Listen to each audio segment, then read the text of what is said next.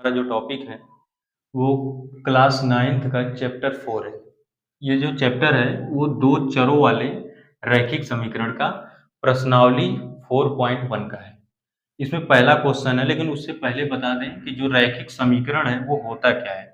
तो रैखिक समीकरण किसे कहते हैं, तो यहां से हो जाएगा रैखिक समीकरण, ठीक है, जिसमें चरों की जो घात होती है, चरों की घात अगर एक है तो उसे हम लोग क्या बोलेंगे, रैखिक समीकरण। लेकिन जैसे अगर ए एक्स प्लस बी है इक्वल में जीरो, जैसे कि दोनों साइड उसमें हो, जैसे ये हो जाएगा बायां पक्ष, बायां पक्ष, और दूसरा क्या हो जाएगा दायां पक्ष, दायां पक्ष, ठीक है। दोनों होगा तभी जा करके वो क्या होगा, समीकरण होगा। लेकिन यहाँ पर हमें पढ़ना क्या है, दो चरों वाले रैखिक समीकरण के बारे में पढ़ना है। तो दो चर का मतलब एक तो यक्स हो गया, दूसरा वाई ले लेंगे। तो दो चर के बारे में हम पढ़ेंगे। तो एक हो जाएगा A X plus B Y plus C equal में जीरो। यही है, इसमें क्या है, यक्स और वाई जो है वो दो चर है, और ए और बी और सी ये तीनों जो हैं वो कांस्टेंट वैल्यू है, यहाँ पर यूज किया गया है, जिसको हम लोग बोलते हैं अचर। इसको अचर बोला जाता है, ठीक है। तो इसी के बारे में यहाँ पे पढ़ना है। और कुछ कंडीशंस ऐसे हैं कि अगर कोई चर दिया गया है, जैसे कोई रैखिक समीकरण दिया गया है, उसमें अगर A X plus B Y equal में जीरो है, तो इसमें हम क्या कर सकते हैं, दोनों साइड में कोई भी वैल्यू, सेम वैल्यू जोड़ सकते हैं, घटा सकते हैं। जैसे यहाँ पर है A X plus B Y plus में हम कर सकते हैं 4, तो हमें उस साइड भी 4 ऐड करना होगा, ठीक है। कोई फर्क नहीं पड़ेगा इस समीकरण को। फिर दूसरा, कोई भी वैल्यू हम क्या कर सकते हैं, यहाँ से घटा भी सकते हैं, तो इस समीकरण में कोई भी फर्क पड़ेगा नहीं। तो इसमें पढ़ना हमें क्या है, पहला ये क्वेश्चन है 4.1 का। तो 4.1 में जो वैल्यू दी गई है वो ये दिया गया है कि एक नोटबुक की कीमत एक कलम की कीमत से दोगुनी है। इस कथन को निरूपित करने के लिए दो चरों वाला एक रैखिक समीकरण लिखना है। तो दो चर वाला लिखना है, तो सबसे पहले क्वेश्चन को क्या करते हैं, धीरे धीरे पढ़ेंगे। पहले दिया एक नोटबुक की कीमत, मतलब ये पूरा यहाँ से एक नोटबुक की जो कीमत है, कह रहा एक कलम की कीमत से दोगुनी है। इसका मतलब ये है कि जब कलम की कीमत अगर हमें पता रहेगा, जैसे एक कलम की कीमत है, तो पहले हम मान लेंगे, माना कलम की कीमत, एक कलम की कीमत, एक कलम की कीमत,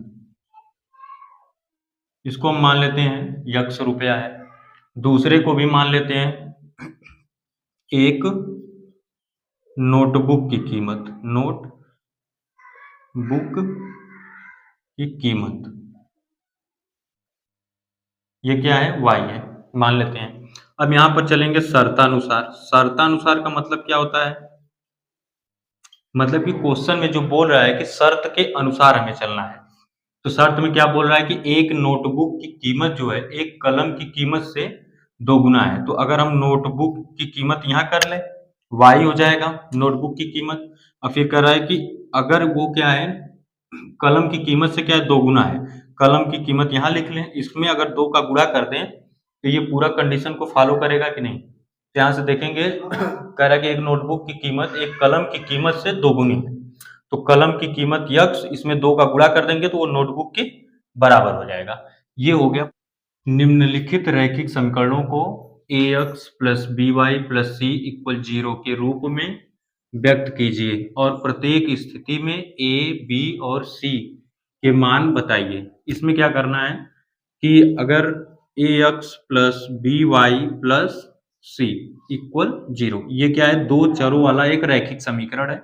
इसमें क्या करना है, बस इस इक्वेशन को देखना है, और जहां पर ए की वैल्यू है, बी की वैल्यू है और सी की वैल्यू, उसको यहाँ पर निकालना है।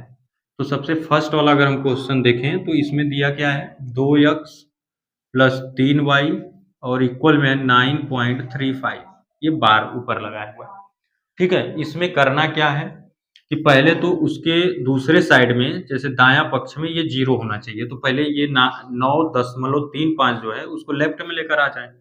यहाँ से हो जाएगा 2x प्लस 3y, ये कर दे माइनस 9.35 इक्वल, अब यहाँ पर कोई वैल्यू तो बचेगी नहीं, 0 हो जाएगा। इसको इस साइड किए, इस साइड करने पे ये प्लस में था इसलिए यहाँ पे माइनस आ गया। अब हम देखेंगे यहाँ पर कि ax plus by plus C equal 0 है।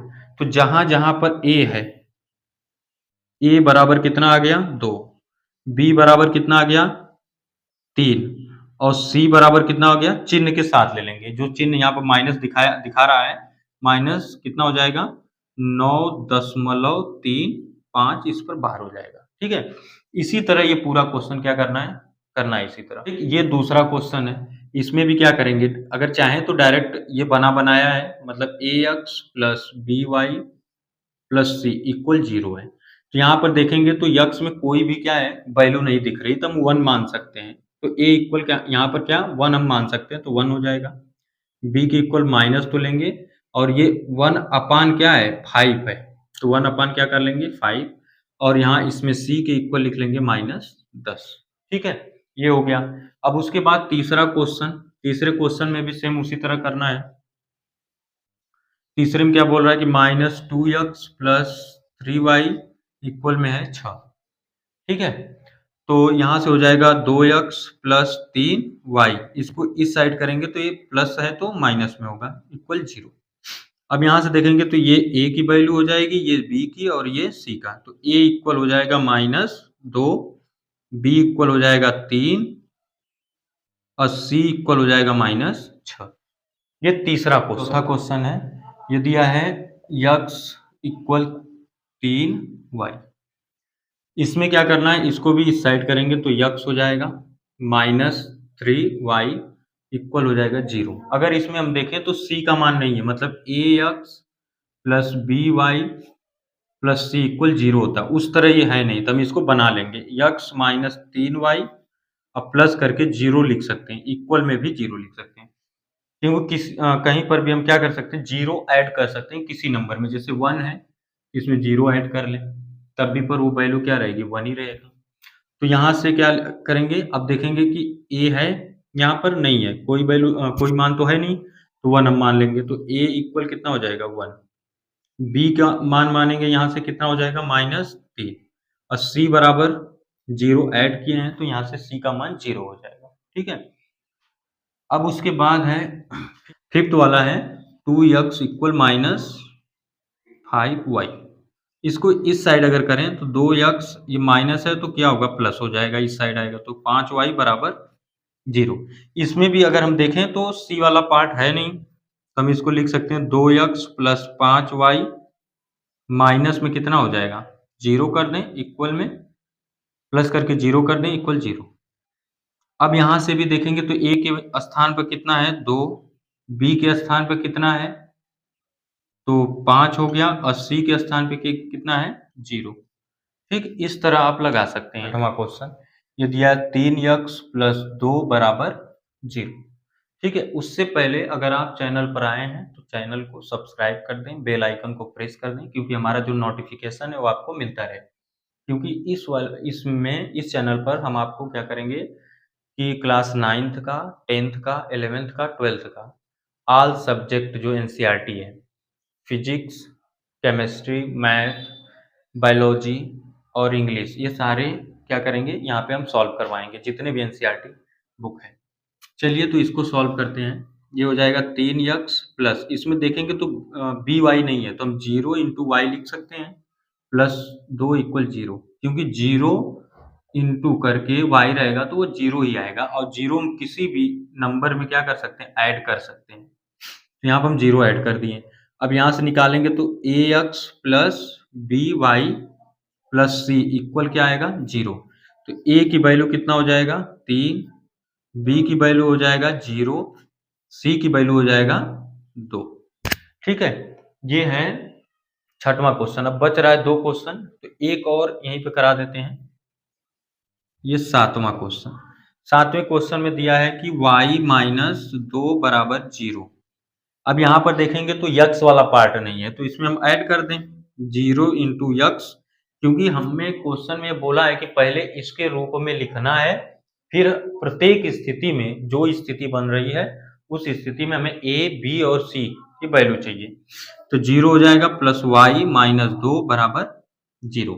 फिर ये इसी तरह देखें, बार बार नहीं इसको लिख रहे हैं, तो ए के प्लेस पर कितना है 0, बी के प्लेस पर कोई नंबर नहीं है तो 1 लिख सकते हैं, और सी के स्थान पे कितना हो जाएगा -2। ठीक है, इसी तरह आप कर सकते हैं सारे क्वेश्चन को। ये है 8वां क्वेश्चन, 5 बराबर 2 यक्स। ठीक है, अब इसको क्या करेंगे, इस वाले को उस साइड ट्रांसफर करते हैं, उसको भी इधर कर सकते हैं, तो इसको उस साइड करते हैं, तो ये हो जाएगा 2 यक्स, ये प्लस है तो इधर आएगा तो -5 बराबर क्या होगा 0। अब इसमें हम देखेंगे तो बी वाला मतलब वाई वाला पार्ट नहीं है, तो वाई वाले में हम 0 से गुणा कर देंगे, 2 यक्स प्लस 0 इंटू कितना होगा वाई -5 इक्वल 0। अब यहाँ से फिर निकालेंगे A X plus B Y plus C equal में 0। तो ए के प्लेस पर कितना होगा 2, बी के स्थान पर कितना आ जाएगा 0 और सी के स्थान पे आएगा -5, क्योंकि जो जैसे है, जैसे ये सी का मान हो गया, ये बी का मान हो गया, ये किसका हो गया ए का मान हो गया। जैसे ये यक्स और वाई नहीं लिखते हैं, कुछ लोग क्या है करते हैं कि ए के स्थान पे लिख देंगे कि 2 यक्स है, 2 यक्स नहीं है। अगर वैसे करना है तो आप ऐसे कर सकते हैं, जैसे ए यक्स लिखा है, ए यक्स लिख लो, बराबर करके कितना दिया है तब 2 यक्स लिख लो। अब यक्स से यक्स क्या होगा कट जाएगा और ए बराबर मिलेगा 2। ठीक है, अब ये पहला वीडियो है, ठीक, लाइट नहीं था, थोड़ा से ब्राइटनेस में दिक्कत आया होगा। चैनल को आप सब्सक्राइब कर लें और जो वीडियो है उसको लाइक कर दीजिए। अब नेक्स्ट जो वीडियो है वो क्लास 10th का ट्रिग्नोमेट्री का पहला वीडियो आएगा। So thank